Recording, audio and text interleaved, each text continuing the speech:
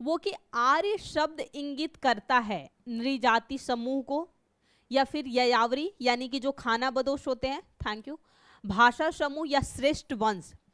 तो जब हमने आर्य सभ्यता या आर्य की बात की थी तो हमने कहा था कि आर्य शब्द का जो प्रयोग हुआ था सबसे पहले 1853 में मैक्स मूलर ने किया था, और उन्होंने आर्य शब्द जो प्रयोग किया था वो जो कुलीन वर्ग होता है, सम्भ्रांत वर्ग होता है, सृष्टि जो होते हैं, श्रेष्ठ होते हैं, उनके लिए किया था।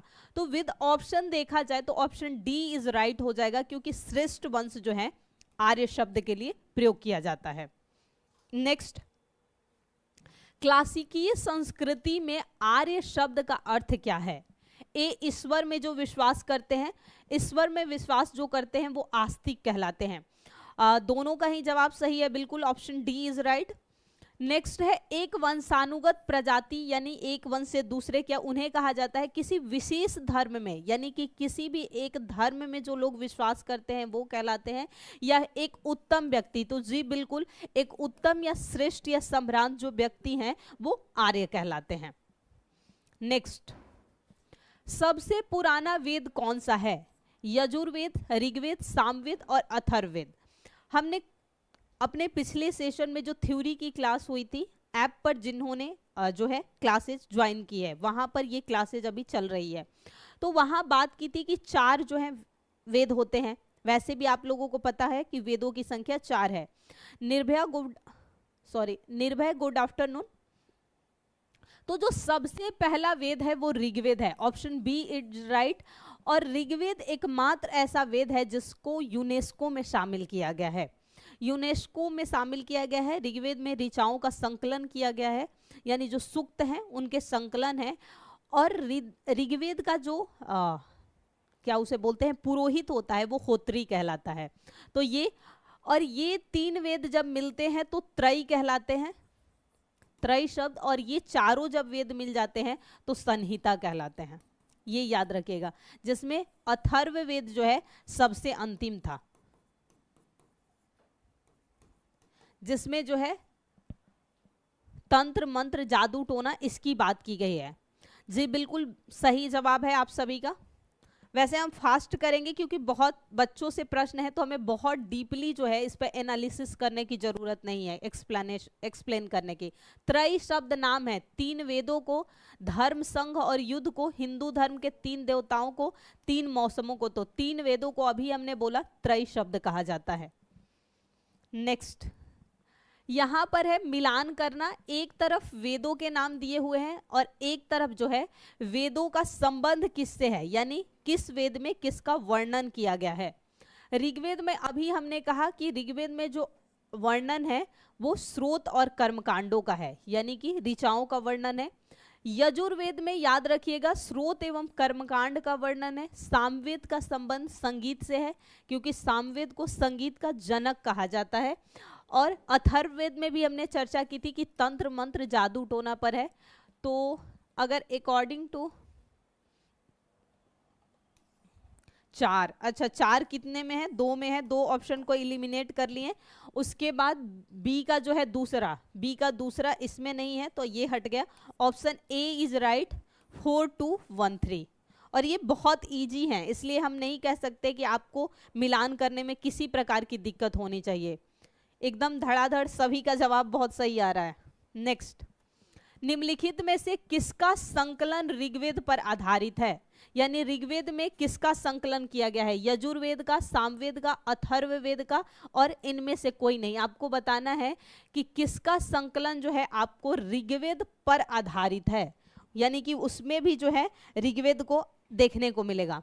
तो जो सामवेद है उसमें भी आपको ऋचाओं का वर्णन मिलेगा। जिस प्रकार ऋग्वेद में ऋचाओं का वर्णन मिलता है, ऋषियों द्वारा जो रचनाएं की गई थी, ठीक वैसा ही वर्णन आपको सामवेद में देखने को मिलता है। तो option B is right, Samaveda. Next, निम्नलिखित में से कौन सा वैदिक साहित्य का सही क्रम है? आपको क्रमानुसार लगाना है। और याद रखिएगा ये ट्रेंड जो है क्रमानुसार घटनाओं को व्यवस्थित करने का या किसी भी बात को, ये यूपीपीसीएस के आजकल के प्रश्नों में ट्रेंड में चल रहा है। बहुत सारे ऐसे प्रश्न देखने को मिलेंगे जिसमें क्रमानुसार आपको व्यवस्थित करना होगा। तो चारों वेदों को हम क्या कहते हैं? वैदिक संहिताएं। तो वैदिक संहिताएं चारों में ही पहले है, तो कुछ हम नहीं कर सकते। वेदों के पश्चात जो थे वो ब्राह्मण ग्रंथ कहलाते थे, जैसे कि प्रत्येक वेद के अपने ब्राह्मण ग्रंथ होते हैं, जैसे गोपथ अथर्ववेद का एकमात्र ग्रंथ होता है, शतपथ और तैत्तिरीय जो होता है वो यजुर्वेद का ब्राह्मण ग्रंथ होता है, वैसे ही ऋग्वेद और सामवेद के भी होते हैं। तो इसके पश्चात ब्राह्मण ग्रंथ होना चाहिए, ब्राह्मण ग्रंथ और कहीं नहीं है, तो हम कट कर सकते हैं तीनों को।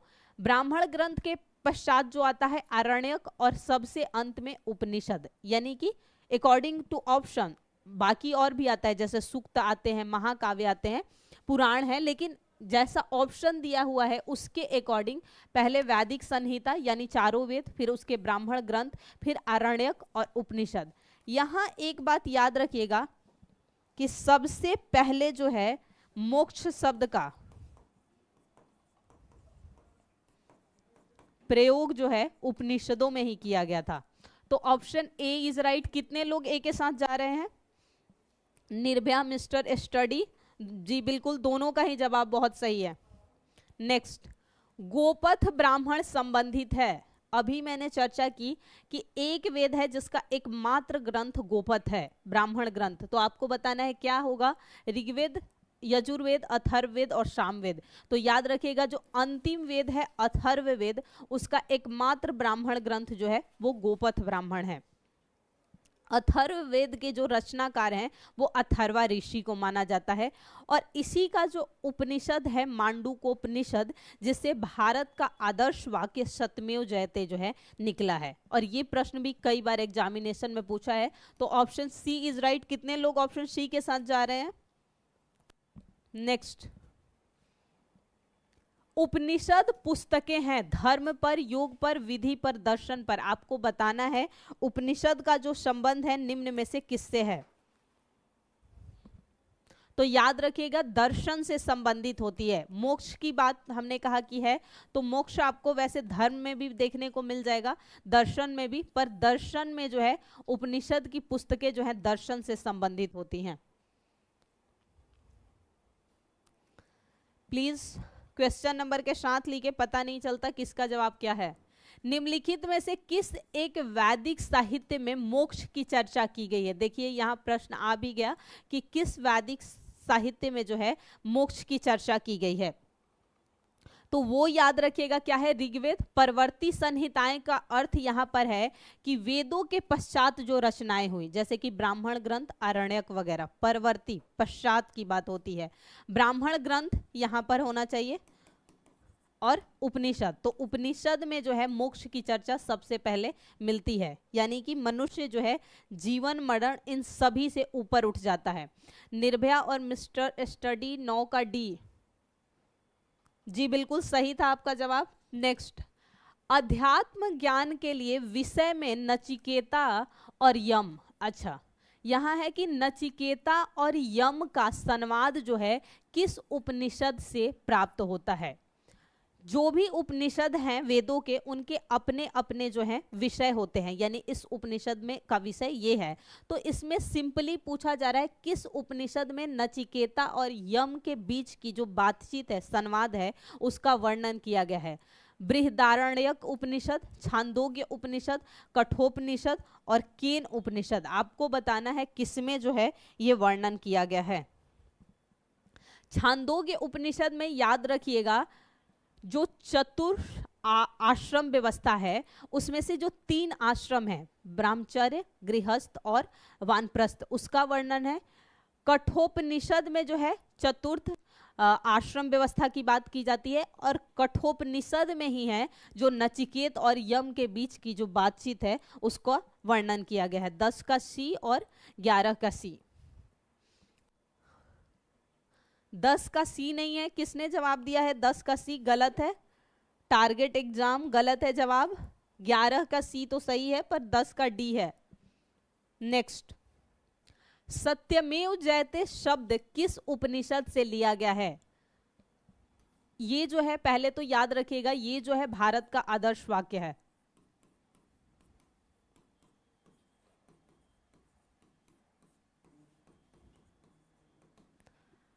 मुंडकोपनिषद, कठोपनिषद, छांदोग्योपनिषद, इनमें से कोई नहीं। तो अभी मैंने कुछ देर पहले कहा था कि जो सत्यमेव जयते शब्द लिया गया है वो लिया गया है अथर्ववेद का जो उपनिषद है मुंडकोपनिषद, इसका संबंध है अथर्ववेद से, याद रखिएगा। और कठोपनिषद में चतुर्थ आश्रम व्यवस्था और नचिकेत और यम के बीच का संवाद का वर्णन है।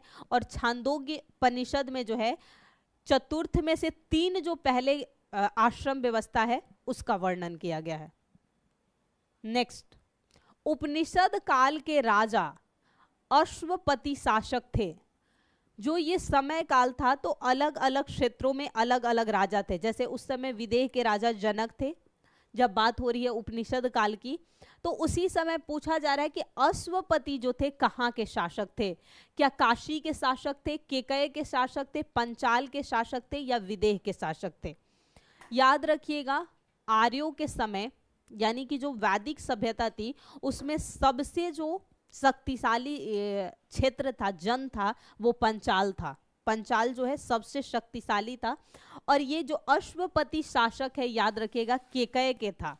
केकय का शासक अश्वपति था। विदेह का जो राजा था उस समय जनक था, राजा जनक, यानी माता सीता के जो पिताजी थे उनका।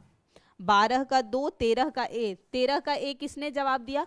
आप काशी के जो राजा की बात कर रहे हैं वो अश्वसेन था, ना कि अश्वपति था। मिस्टर स्टडी, वो जो राजा की बात हो रही है आप समझ रहे हैं वो अश्वसेन राजा थे काशी के, ना कि अश्वपति।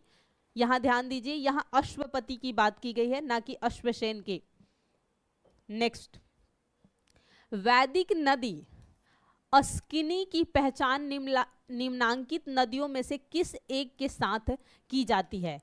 यानी प्राचीन समय काल में किस नदी को अस्किनी के नाम से जाना जाता था? सिंपल ये पूछा गया है। ध्यान से पढ़िए। व्यास नहीं होता है, व्यास होता है रावी, चेनाब और झेलम। ये चारों सिंधु की ट्रिब्यूटरीज है। प्राचीन समय काल में इन नदियों को अलग अलग नामों से जाना जाता था। तो याद रखिएगा, व्यास को बिपाशा कहा जाता था, रावी को पुरुषणी नदी कहा जाता था, चेनाब और झेलम जो था, तो याद रखिएगा जो चेनाब नदी है उसके लिए अस्किनी शब्द का जो है वो प्रयोग होता था। चेनाब नदी के लिए अस्किनी शब्द का प्रयोग हुआ है। नेक्स्ट, ऋग्वेद में निम्नांकित किन नदियों का उल्लेख है अफगानिस्तान के साथ आर्यों के संबंध का सूचक है? आप जानते हैं कि सिंधु घाटी सभ्यता का भी जो विस्तार था वो वर्तमान के भारतीय, पाकिस्तान और अफगानिस्तान के कुछ हिस्से से था। जब आर्य भी शुरुआत में आए और निवास किए तो इनका शुरुआती जो विस्तार हुआ था इन्हीं क्षेत्रों में हुआ था। अफगानिस्तान का कुछ हिस्सा, पाकिस्तान का और भारत का जो उत्तर पश्चिमी प्रांत था, इन्हीं हिस्सों में जो है आर्यों ने सबसे पहले निवास किया था। फिर जाकर ये उत्तर वैदिक सभ्यता में पूर्व की तरफ बढ़े थे और इनका जो विस्तार है वो सदा नीरा यानी गंडक नदी और गंगा और यमुना का जो दोआब है वहां तक हुआ था। तो याद रखिएगा, जो कुभा और क्रुमु नदी है, कुभा काबुल को कहा जाता है और कुरम जो है ये कहा जाता है काबुल को, और ये जो है ये दोनों नदियां थी। अस्किनी चेनाब को कहा जाता है, पुरुषणी रावी को, बिपाशा ब्यास को और सतुद्री सतलज नदी को कहा जाता था प्राचीन समय काल में। और ये क्लासेज जो है अभी आपकी ऐप पर थ्योरी में चल रही है, जिसकी क्लासेज आपकी यूट्यूब पे जो है वो एमसीक्यू में चल रही है। अभी जो आपकी ऐप पर क्लासेज चल रही है उसमें यही सब क्लासेज जो है थ्योरी में चल रही है। तो इसलिए जिन्होंने ऐप पर क्लासेज ज्वाइन की है वो प्लीज उनको यहाँ से हेल्प मिल सकती है। मिलान करना है, एक तरफ वैदिक नदियां यानी प्राचीन नदियां दी हुई है और आधुनिक जो नाम है वो दिया हुआ है। बहुत सिंपल है, कुभा, पुरुषणी, सदानीरा, शतुद्री, सतलज, रावी, काबुल और गंडक। याद रखिएगा, कुभा किसको कहते हैं? काबुल अभी चर्चा हुई थी। पुरुषणी रावी को कहते हैं, सदानीरा गंडक को कहते हैं और सतुद्री सतलज को कहते हैं। मिलान करने पे कौन सा आंसर सही जा रहा है? तो 2, 3, 1, 4। 2, 3, 1, 4 किसमें है? यानी ऑप्शन बी इज राइट। 16 का बी, ऋतु बिल्कुल सही जवाब आ रहा है। आज तो बहुत धड़ाधड़ सभी जवाब दे रहे हैं, प्लीज ऐसे ही जवाब देते रहिए। नेक्स्ट, निम्नलिखित वैदिक देवताओं में किसे उनका पुरोहित माना जाता था, यानी पुरोहित किसे कहा जाता था? अग्नि को, बृहस्पति को, धौष को और इंद्र को। तो याद रखिएगा, वैदिक देवताओं में जो सबसे सर्वोच्च माने जाते थे वो इंद्र माने जाते थे। खासकर जब हम पूर्व वैदिक सभ्यता की बात करते हैं तो इंद्र जो है सबसे सर्वोच्च माने जाते थे। उसके बाद जो दूसरा स्थान था वो अग्नि का था और तीसरे स्थान पे वरुण आते थे। वहीं उत्तर वैदिक सभ्यता में जाते जाते इंद्र का स्थान जो है प्रजापति ले लेते हैं। तो ऑप्शन में जो दिया हुआ है उसके अनुसार जो वैदिक देवताओं में पुरोहित माने जाते थे वो इंद्र को माना जाता था। Option D is right. अच्छा, सॉरी, ये नहीं पूछना आपसे चाह रहा है कि सर्वोच्च की, अगर यही लिखा होता कि सर्वश्रेष्ठ कौन थे, सबसे पहले स्थान पे माना पूछा जाता कि पहला स्थान किसका था, तब इंद्र होता। ये पुरोहित पूछा जा रहा है तो वो याद रखिएगा बृहस्पति को पुरोहित उन्होंने माना था। यहां प्रश्न में पुरोहित पूछा जा रहा है, ना कि सर्वश्रेष्ठ देवता की बात हो रही है। निर्भया 17 का डी नहीं, यहां शायद मैं भी पहली बार वही समझी, सर्वश्रेष्ठ की बात नहीं हो रही है बल्कि पुरोहित की बात की जा रही है। तो बृहस्पति को माना था पुरोहित उन्होंने। नेक्स्ट, ऋग्वैदिक काल में निष्क किस अंग का आभूषण था?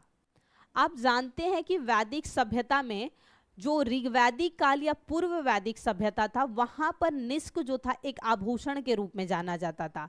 वहीं उत्तर वैदिक सभ्यता में जाने पर निष्क जो है एक माप की इकाई बन जाती है। तो निष्क जब आभूषण माना जाता था तो वो गले के आभूषण को निष्क शब्द प्रयोग किया जाता था। सोना के लिए जो शब्द प्रयोग होता था ऋग्वैदिक काल में वो हिरण्य होता था और गले के आभूषण के लिए निष्क शब्द का प्रयोग होता था। तो ऑप्शन बी इज राइट, गला का। 19 का बी, किसने पहले ही 18 के बदले 19 का जवाब दे दिया? 18 का जवाब बिल्कुल रीतु, निर्भया सभी का, सॉरी निर्भया नहीं, निर्भय नाम है, सॉरी निर्भय और रीतु दोनों का जवाब सही है। वैदिक कालीन प्रशासन में भागदूह कौन होता था? और कल ऐप पर मैंने ये सारी जो आज की क्लास हो रही है लगभग सारे प्रश्न ऐसे लग रहे हैं कि उसी से बनाए और पूछे गए हैं। तो भागदूह कौन अधिकारी होता था? याद रखिएगा कि उत्तर वैदिक सभ्यता में जाते जाते राजा के लिए अधिकारी नियुक्त किए जाते थे, उससे पहले नहीं होते थे। तो 9 अधिकारी होते थे राजा के कार्यों के देखरेख के लिए।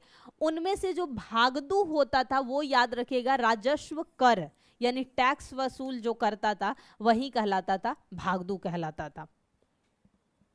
नेक्स्ट, बोगज कोई महत्वपूर्ण है क्योंकि यह मध्य एशिया एवं तिब्बत के मध्य एक महत्वपूर्ण व्यापारी केंद्र है, इसलिए क्या बोगाज कोई लिखा जाता है, बोगाज कोई फेमस है। यहाँ से प्राप्त अभिलेखों से वैदिक देवताओं एवं देवियों के नामोल्लेख का प्राप्त होता है। वेद में मूल ग्रंथों की रचना यहाँ से हुई है, कोई नहीं। याद रखिएगा बोगाज कोई जो अभिलेख है ईरान से, और इसी से हमें ऋग्वेद और उसके समय के जो देवी देवता हैं उनका उल्लेख मिलता है।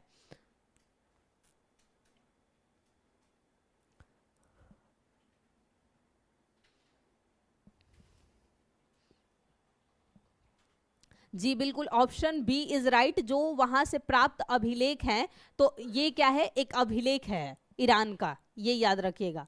निम्नलिखित में से किसने आर्यों के आदि देश के बारे में लिखा है? आर्यों के आदि देश शंकराचार्य ने, एनी बेसेंट ने, विवेकानंद ने और बाल गंगाधर तिलक ने। तो याद रखिएगा कि आर्यों के आदि देश के बारे में जिसने लिखा था वो थे बाल गंगाधर तिलक।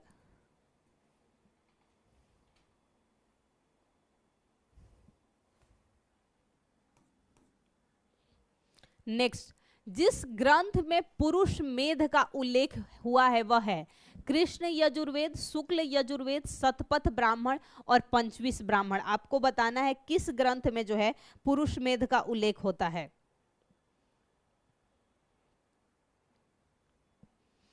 याद रखिएगा यजुर्वेद को हम दो भागों में विभाजित कर देते हैं, तो एक कृष्ण यजुर्वेद कहलाता है और शुक्ल यजुर्वेद। यजुर्वेद का ही एक ब्राह्मण ग्रंथ है जो शतपथ ब्राह्मण कहलाता है, और 25 ब्राह्मण जो है ग्रंथ है ये सामवेद का है। सामवेद के जो दो ब्राह्मण ग्रंथ हैं उसमें एक 25 और 26 है। यजुर्वेद को पहले हम दो भागों में विभाजित करते हैं, पहले कृष्ण यजुर्वेद और शुक्ल, और उसी का एक ग्रंथ है शतपथ ब्राह्मण। तो इन तीनों में ही जो है इस बात का वर्णन मिलता है पुरुष मेध का। तो इसलिए इस प्रश्न को हम डिलीट कर सकते हैं, और आगे मान लीजिए कभी भी इससे संबंधित प्रश्न पूछा जाता है और इन तीनों में से कोई एक ऑप्शन हो तो आप टिक कर सकते हैं। ये तीनों के तीनों ही सही है, क्योंकि ये तीनों एक ही से संबंधित है, किससे? यजुर्वेद से। और यजुर्वेद में ही जो है पुरुष मेध का जो है उल्लेख मिलता है। 22 का सी किसने? 22 का सी नहीं होगा, 22 जो है इसमें तीनों ही सही है, इसलिए इस प्रश्न को हम डिलीट कर देते हैं। नेक्स्ट, शतपथ ब्राह्मण में उल्लिखित राजा विदेह माधव से संबंधित ऋषि थे कौन? ऋषि भरद्वाज, ऋषि वशिष्ठ, ऋषि विश्वामित्र या ऋषि गौतम राहुगण।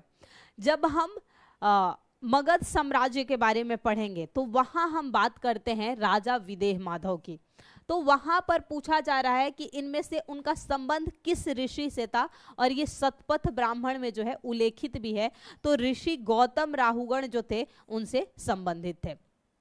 नेक्स्ट, उत्तरवादी काल में निम्नलिखित में से किनको आर्य संस्कृति का धूर, आप समझ रहे हैं इसे क्या? हब,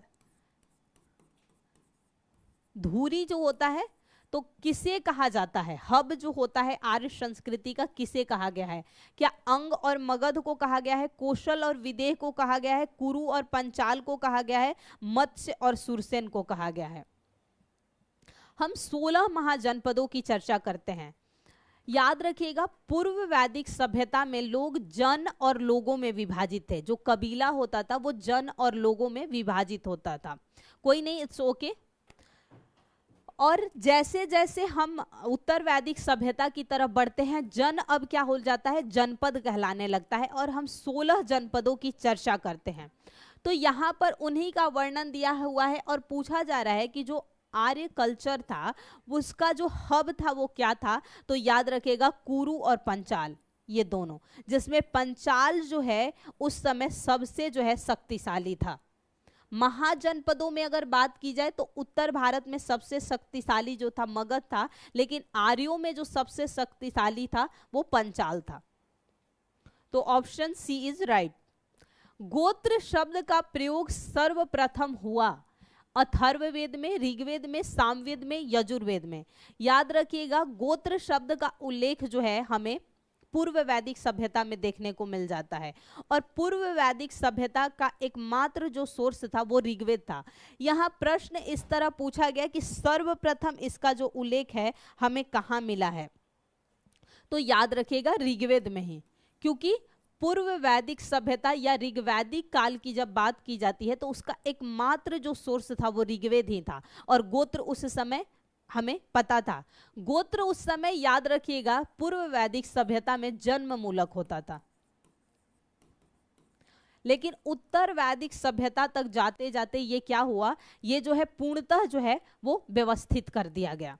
इसीलिए देखेंगे अभी भी बहुत ऐसे फैमिली होते हैं जो शादी से पहले गोत्र मिलाते हैं, और अगर लड़का और लड़की सेम गोत्र का होता है तो उसका विवाह नहीं किया जाता है, क्योंकि माना जाता है कहीं ना कहीं इनका आपस में जो है ब्लड रिलेशन है, तो इसलिए शादियां नहीं की जाती। तो 25 का बी जी बिल्कुल सबसे पहले ऋग्वेद में मिलेगा। तो ऐसे प्रश्नों में कॉमन सेंस का यूज करना है, ऐसे नहीं कि सारे फैक्ट्स हमें याद हो। अब बस हम ये जानेंगे कि वैदिक सभ्यता में हमें सबसे पहले गोत्र की जानकारी मिली थी, और पूर्व वैदिक सभ्यता के समय ही गोत्र का पता चल गया था, और पूर्व वैदिक सभ्यता का एकमात्र सोर्स जो हमारे पास था वो ऋग्वेद था, तो सही जवाब ऋग्वेद ही होना चाहिए। नेक्स्ट, ऋग्वेद में उल्लिखित प्रसिद्ध 10 राजाओं का युद्ध जो दशराग्य युद्ध कहलाता था किस नदी के किनारे लड़ा गया था?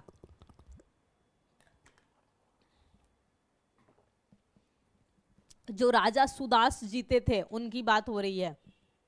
पुरुषणी यानी रावी, सरस्वती, विपाशा यानी व्यास, अस्किनी यानी चेनाब। तो याद रखिएगा ये जो युद्ध हुआ था पुरुषणी नदी के किनारे किया गया था। कहां पर हुआ था? पुरुषणी नदी के किनारे। नेक्स्ट, नदीतमा संबोधित किया गया सिंधु के लिए, सरस्वती के लिए, वितस्ता के लिए। वितस्ता झेलम के लिए बोला जाता था या यमुना के लिए? तो सरस्वती के लिए, क्योंकि पूर्व वैदिक काल में सबसे लोकप्रिय जो नदी था वो सिंधु था और सबसे पवित्र जो नदी थी वो सरस्वती थी।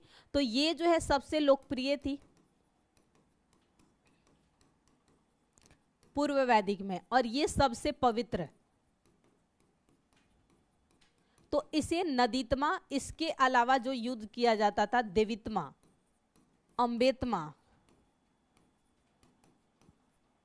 और सरस्वती को याद रखिएगा विद्या व नदी की देवी माना जाता था। यमुना का याद रखिएगा ऋग्वेद में जो है 3 बार उल्लेख मिलता है पूर्व वैदिक सभ्यता में। और वितस्ता जो शब्द है ये झेलम के लिए, प्राचीन नाम है वितस्ता। नेक्स्ट 27 का बीजी बिल्कुल सही है जवाब। उन जनजाति का नाम बताइए जो ऋग्वैदिक आर्यों के पंचजन से संबंधित नहीं है। ध्यान दीजिए यहाँ क्या पूछा जा रहा है, नहीं एक है। आप जानते हैं आर्य जब शुरुआती समय में उत्तर पश्चिमी प्रांत में बचे तो वो 5 जन में बटे थे, इसलिए उन्हें पंचजन कहलाता था। तो इनमें से कौन सा एक पंचजन का भाग नहीं है? याद रखिएगा यदु था, पुरु था, तुर्वस था, कीकट नहीं था। कीकट क्षेत्र जो है नहीं था। इसके अलावा जो था कुरु और द्रुह्यु, यह है ये द्रुह्यु, ये जो है 5 जन थे उस टाइम। कीकट शब्द जो प्रयोग होता था प्राचीन समय काल में बिहार का जो क्षेत्र है वो कीकट शब्द के से जाना जाता था और फिर बाद में जाके मगध के नाम से जाना गया। आर्यों के बसने से पूर्व बिहार का जो रीजन है वो कीकट शब्द प्रयोग किया जाता था उसके लिए। तो ऑप्शन डी इज राइट, बहुत सही। रीतु और चितरंजन का जवाब आया है, बहुत सही, ऑप्शन डी इज राइट। ये जो है प्राचीन बिहार के लिए।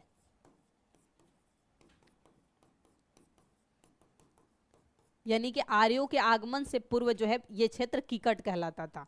नेक्स्ट, प्राचीन काल में आर्यों के जीविकोपार्जन का मुख्य साधन क्या था? क्या कृषि आधारित, शिकार, शिल्पकर्म और व्यापार? तो याद रखिएगा ये लोगों को व्यापार में इतना अधिक नहीं थे। सिंधु घाटी सभ्यता में व्यापार था क्योंकि वो शहरी सभ्यता थी, लेकिन आर्यों की सभ्यता मूलतः ग्रामीण थी, तो ये पशुपालन और कृषि आधारित थी। तो पशुपालन नहीं दिया है तो हम कह सकते हैं कि कृषि पर जो है वो आधारित थी। ऑप्शन ए इज राइट, कृषि। यहां बस इतना याद रखिएगा कि पूर्व और उत्तर ऐसे स्पष्ट तरीके से पूछे तो पूर्व में याद रखिएगा पशुपालन और उत्तर में कृषि। ऋग्वेद में उल्लेखित यौ शब्द किस कृषि उत्पादन हेतु प्रयुक्त किया जाता था? ये जो होता है कीवर्ड्स कहलाता है। आजकल ट्रेंड होता जा रहा है, पीसीएस के एग्जाम की बात की जाए या स्टेट पीसीएस हो या यूपीएससी, कीवर्ड्स पूछता है। तो ये कीवर्ड्स है कि यौ शब्द किसके लिए प्रयोग होता था? क्या जौ के लिए, चना के लिए, चावल के लिए, गेहूं के लिए? तो याद रखिएगा जौ के लिए जो है यौ शब्द प्रयोग होता था। और जौ जो है सबसे पहला जो खाद्यान्न फसल है जिसे उपजाया गया था। चावल के लिए जो है ब्रीही शब्द का प्रयोग होता था। कहीं कहीं ब्रीही शब्द गेहूं के लिए भी प्रयोग हुआ है। 30 का ए बहुत सही, सभी का जवाब आज तो सही आ रहा है। क्या बात है, आज तो कमाल कर दिया आप लोगों ने। किस वेद में सभा और समिति को प्रजापति की 2 पुत्रियां कहा गया है? ऋग्वेद में, सामवेद में, यजुर्वेद में, अथर्ववेद में? आपको बताना है किसमें कहा गया है। याद रखिएगा कि पूर्व वैदिक सभ्यता में जब संगठन की बात की जाए प्रशासनिक, तो 4 थे, सभा, समिति, विदत और गण थे। सभा जो था संभ्रांत लोगों का समूह था, समिति जो थी साधारण जो आम जनता होती थी उनके समूह थे, विदत जो थे जो जनजातीय समूह थे उनका, यानी सबसे प्राचीन संगठन था, और गण जो होता था वो कबीलाई संगठन था। लेकिन उत्तर वैदिक सभ्यता आते आते जो है गण और विदत समाप्त हो गए, बच गए सिर्फ सभा और समितियां। तो सभा और समितियों में उत्तर वैदिक सभ्यता में जाकर स्त्रियों को भाग लेने से मना कर दिया गया, जबकि पूर्व वैदिक सभ्यता में वो भाग लेती थी। तो यहां पर याद रखिएगा अथर्ववेद से संबंधित है। सभा और समितियों को प्रजापति की दो पुत्री के रूप में कहा गया है। नेक्स्ट, किसका जवाब सही आया है? 21 का डी जी हाँ, सभा जो होती थी सबसे जो सर्वोच्च लोग होते थे उनका समूह होता था। जो समिति होती थी वो जो साधारण आम जनता होती थी उनके समूह होते थे। आयुर्वेद अर्थात जीवन का विज्ञान का उल्लेख सर्वप्रथम मिलता है आरण्यक में, सामवेद में, यजुर्वेद में, अथर्ववेद में। सिंपल कहा जाए तो यहाँ पर उपवेद की बात कही जा रही है। भले ही एग्जामिनर का जो पूछने का तरीका है वो अलग है, लेकिन वो सिंपली पूछना ये चाह रहा है आपसे कि जो आयुर्वेद है जिसे जीवन का विज्ञान कहा जाता है, इसका उल्लेख कहाँ है सर्वप्रथम। जो 4 वेद हैं उनके अपने अपने उपवेद भी होते हैं, तो याद रखिएगा आयुर्वेद का जो उल्लेख हमें सबसे पहले मिला है तो वो भी हमें मिलता है अथर्ववेद में। कहां पर? अथर्ववेद में मिला है।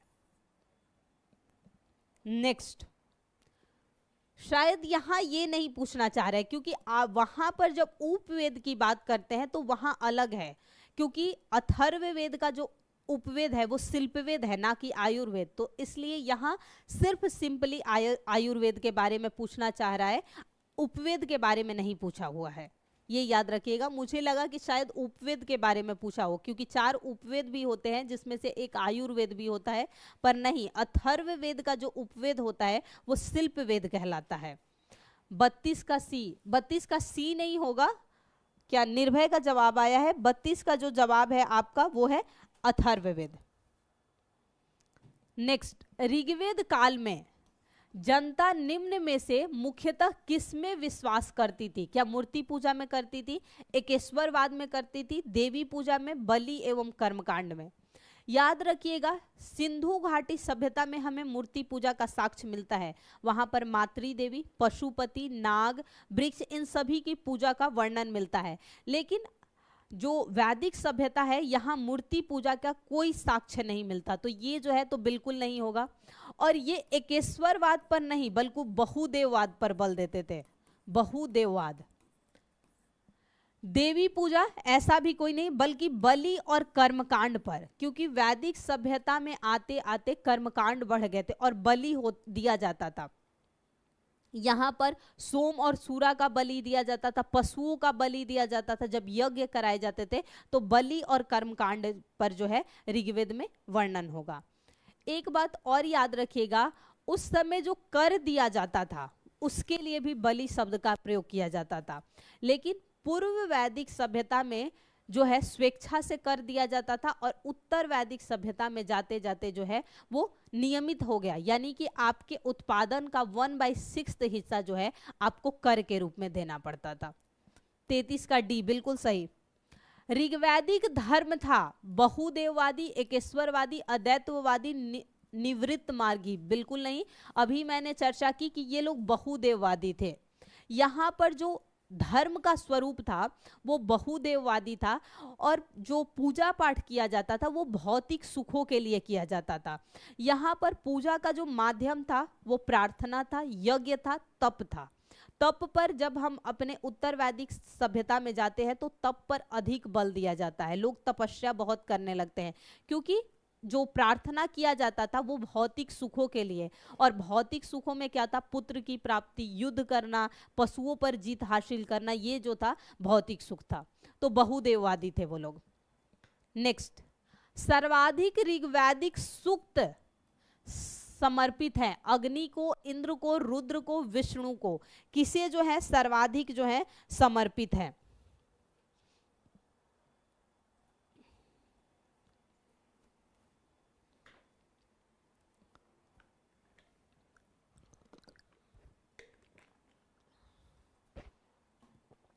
तो याद रखिएगा इंद्र, क्योंकि इंद्र जो है ऋग्वैदिक काल में सबसे सर्वश्रेष्ठ जो है ईश्वर माने जाते थे और ये कई विभागों को संभालते थे। पता है जो प्राचीन काल था उस समय ईश्वर के भी अलग अलग विभाग होते थे, जैसे कि आंधी तूफान किसके हिस्से में होगा, ये किसके हिस्से में होगा।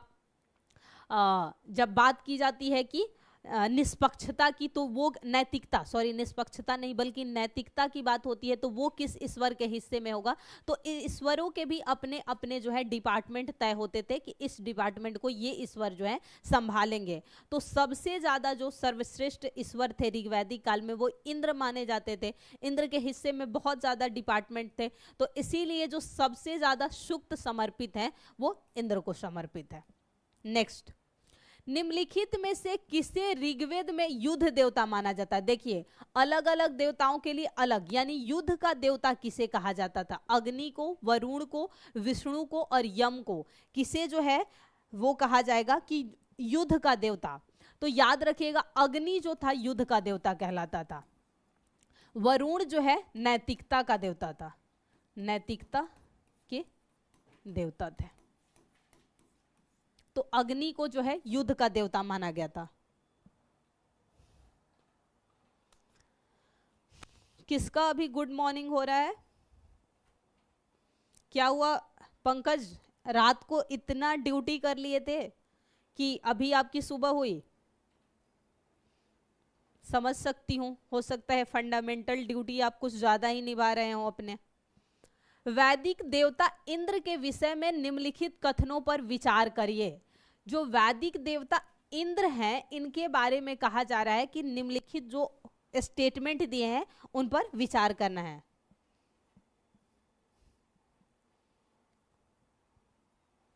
क्या काम है पंकज, कूट से सही उत्तर चुनिए। यहाँ पर आप जाइएगा, यहाँ ऑफिस का फोन नंबर दिया हुआ है, जो भी जानकारी चाहिए ईमेल आईडी दिया हुआ है, वहां जाकर आप पूछ सकते हैं जो भी आपको ऐप से क्लास से रिलेटेड जो भी जानकारी चाहिए। झंझावत के देवता, पापियों को दंड देने वाले, नैतिक व्यवस्था के संरक्षक और वर्षा के देवता। तो जो इंद्र के बारे में यहाँ स्पष्ट लिखा है कि बताना है, तो याद रखिएगा वर्षा के भी देवता इंद्र थे, क्योंकि इंद्र अंतरिक्ष के देवता माने जाते हैं। ऋग्वैदिक काल में देवताओं को पहले तो 3 भागों में विभाजित किया जाता था। एक आकाश का देवता होता था, एक अंतरिक्ष के देवता होते थे और एक देवता जो होते थे, सॉरी मैं गलत बता दी, इंद्र आकाश के देवता थे, अंतरिक्ष के नहीं, अंतरिक्ष के देवता वरुण माने जाते हैं। और एक पृथ्वी, यानी कि पहले जो विभाजन हुआ देवता का वो 3 भागों में किया गया देवी देवताओं का, एक आकाश, एक पृथ्वी और एक अंतरिक्ष। तो इनमें जिसमें जो महत्वपूर्ण थे, आकाश में सबसे इंद्र महत्वपूर्ण थे, ये पहले नंबर पे, पृथ्वी में अग्नि महत्वपूर्ण थी जो युद्ध की देवता, ये दूसरे, और अंतरिक्ष में वरुण जो कि अंतरिक्ष के सबसे महत्वपूर्ण थे पर वैसे तीसरे नंबर पे थे। तो उनका काम था नैतिक व्यवस्था, ये इनका काम बहुत अच्छा था, नैतिकता समझा रहे थे लोगों में। तो यहाँ पर याद रखिएगा कि आंधी हो, बारिश हो, ये सभी आकाश से संबंधित है, इसी के जो है पैटर्न है। तो झंझावत और वर्षा यानी कि पहला और चौथा जो है इंद्र से संबंधित है, नैतिकता जो है वरुण से संबंधित है, और पापियों को दंड देने के बारे में कहा जाता है कि इंद्र ने भी दंड दिया था, और इसके अलावा जो सोम देवता होते थे पेय पदार्थ के, इन्होंने भी। तो ये नहीं सही माना जाता है पहला और चौथा, यानी कि ऑप्शन डी इज राइट। अगर हमारे पास ऑप्शन होता है कि पहला, दूसरा और चौथा, तो हम वो भी कर सकते थे, क्योंकि इंद्र जो है पापियों के नाश करने वाले भी देवता माने जाते हैं।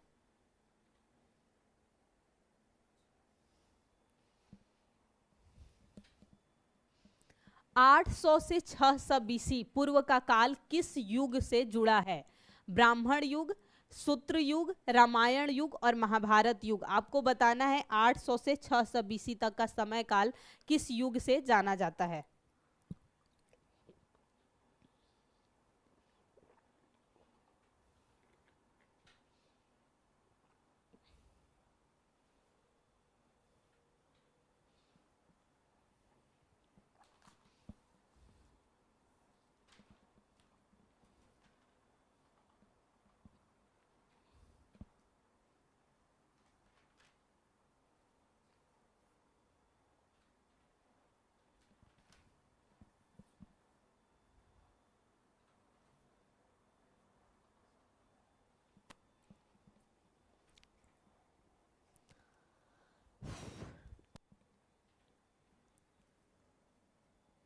जी नहीं, बिल्कुल इसका जो सही जवाब होगा, ब्राह्मण युग से ये जाने जाते हैं।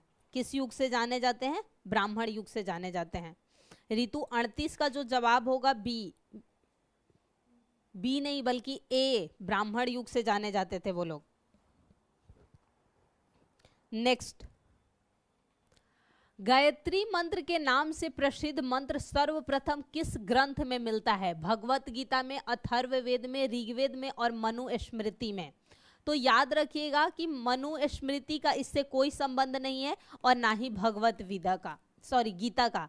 वेदों से इसका संबंध है और वेदों में, ऋग्वेद में जो है 10 मंडल टोटल है। 10 में से जो तीसरा मंडल है, उन 10 मंडल में से जो तीसरा मंडल है, तीसरे मंडल में जो है इस बात का वर्णन है, किसका?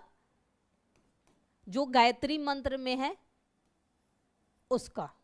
अब बताइए गायत्री मंत्र के रचयिता कौन है? जवाब आपकी तरफ से आना चाहिए कि गायत्री मंत्र के रचयिता कौन है। नेक्स्ट, सर्ग, प्रतिसर्ग, वंश, मनवंतर और वंशानुचरित संकेतक है। 5 वर्ड्स दिए हुए हैं, सर्ग, प्रतिसर्ग, वंश, मनवंतर और वंशानुचरित। किसके संकेतक है? क्या वेदों से संबंध है इनका? पुराणों से संबंध है?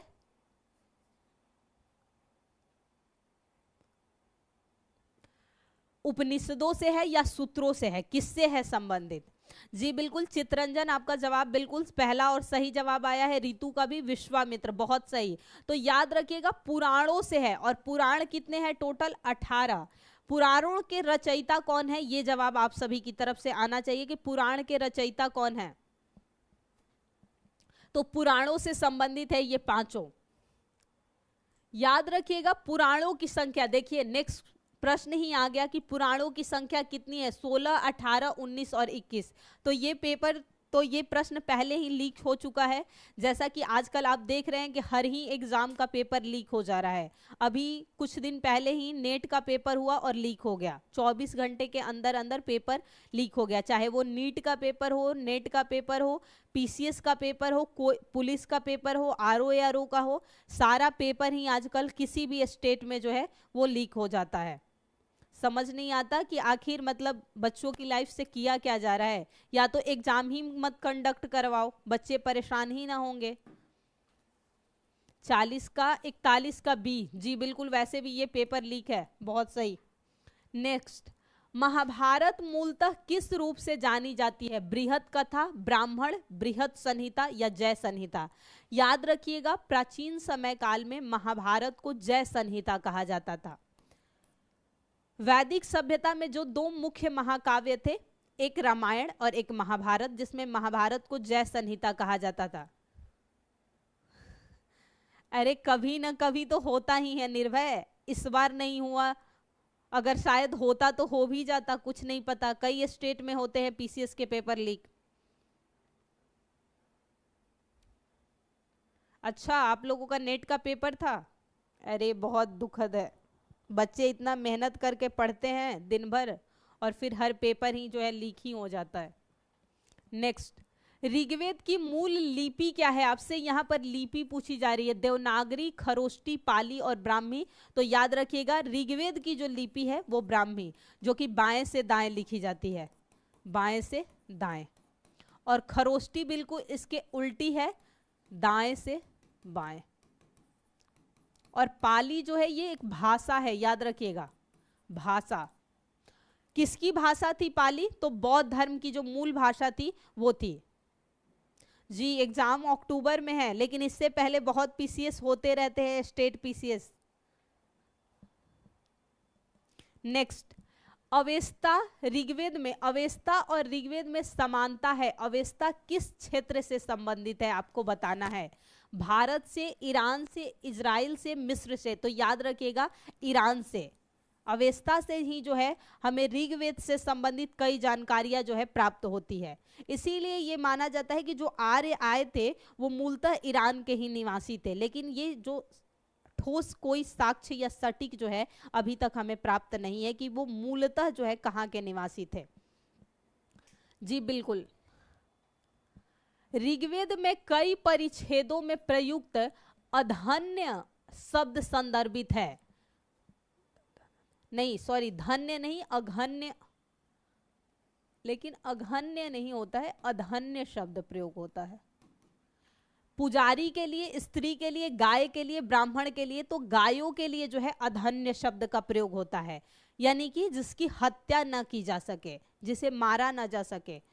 वैदिक सभ्यता में गाय की हत्या करने के लिए सजा जो थी या तो मृत्यु दंड या फिर देश से निकाल दिया जाता था, क्योंकि गाय को सबसे पवित्र माना जाता था, तो गाय के लिए जो है प्रयोग होता था। नेक्स्ट, ऋग्वैदिक काल के प्रारंभ में निम्न में से किसे महत्वपूर्ण मूल्यवान संपत्ति समझा जाता था? भूमि को, गाय को, स्त्री को, जल को। तो याद रखिएगा गाय को माना जाता था, क्योंकि यहाँ ऋग्वैदिक काल की बात की जा रही है। यही आपसे ऋग्वैदिक काल के बदले अगर उत्तर वैदिक काल लिखा होता तो आपका जवाब जो है वो भूमि हो जाता, क्योंकि जैसे ही लोहे का विकास हुआ, लोहे की खोज के पश्चात जो कृषि क्रांति आई, तो अब पशु के स्थान पे जो युद्ध होने लगे या मांग जो बढ़ गई वो भूमि की बढ़ गई।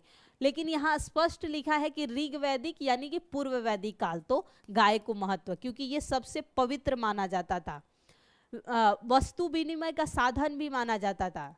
गाय से जो है व्यापार किया जाता था, वस्तु विनिमय का साधन भी मानी जाती थी गाय। नेक्स्ट, भारत के किस स्थल की खुदाई से लौह धातु के प्रचलन का प्राचीनतम प्रमाण मिलता है? ये उत्तर प्रदेश का ही स्थल है। तक्षशिला, अतरंजी खेड़ा, कौसाम्बी और हस्तिनापुर। ये तो पहले ही हट जाएगा क्योंकि पाकिस्तान से संबंधित है। ये तीनों स्थान उत्तर प्रदेश हैं और उत्तर प्रदेश के अतरंजी खेड़ा से जो है सर्वप्रथम लोहे धातु के प्रचलन का प्राचीनतम साक्ष्य जो है प्राप्त होता है। ये कब हुआ था? तो 1000 BC में, यानी कि वैदिक सभ्यता का जो मध्य युग था तब हुआ था। अब यहां मिलान करना है, सिंधु घाटी सभ्यता, उत्तर वैदिक समाज, ऋग्वैदिक समाज, मध्यकाल, चारागाह, जमींदारी, कृषक और नगरीय। याद रखिएगा सिंधु घाटी सभ्यता नगरीय सभ्यता थी, उत्तर वैदिक समाज जो है कृषक था, ये कृषि को महत्व ज्यादा देने लगे थे। ऋग्वैदिक समाज जो था पशुपालन करता था, तो चारागाह को ज्यादा महत्व देगा, और मध्यकाल में जो है जमींदारी को महत्व दिया जाएगा। यानी कि 3412 है, ऑप्शन सी इज राइट। तीसरा जो है वो आपका सही जवाब है। तो आज के सेशन में इतना ही है। कल के सेशन में मैं पहले ही बता दूं कि कल के सेशन में जो हम चर्चा करेंगे वो करेंगे आपकी बौद्ध धर्म की।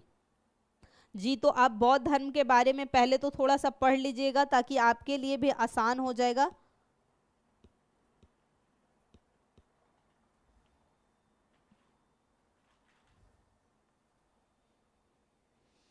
तो आज के लिए इतना ही। कल के सेशन में हम बौद्ध धर्म पे चर्चा करने वाले हैं, यानी कि बौद्ध धर्म के जो MCQ होंगे उसकी चर्चा करेंगे। तो आज के लिए इतना ही है।